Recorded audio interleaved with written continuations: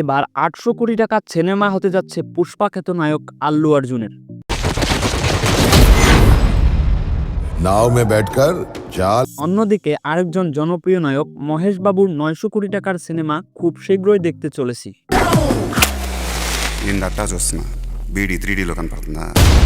Cinema hit মানেই Allu Arjun. Social মিডিয়ায় এখন এই জিনিসটা বর্তমানে ঝড়ের মতো চলছে।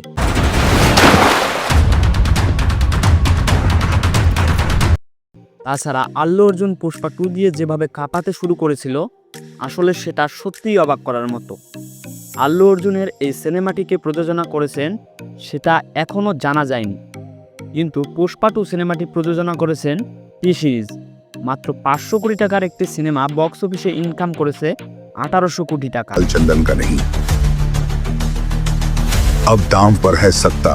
তবে এটা দেখার বিষয় আল্লু অর্জুনের ৮০০ কোটি টাকার সিনেমা বক্স অফিসে কত টাকা ইনকাম করতে পারে।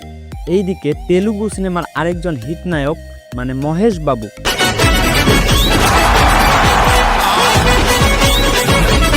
নাম তো আপনারা শুনেই থাকবেন, কিন্তু এবার মহেশ বাবু তার ৯০০ কোটি টাকার সিনেমা নিয়ে হাজির হচ্ছে আমাদের সামনে।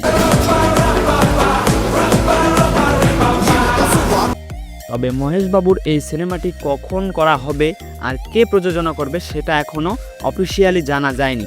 তবে এতটুকু বলতে পারি, সামনে খুব বড় একটি ধামাকা হতে যাচ্ছে।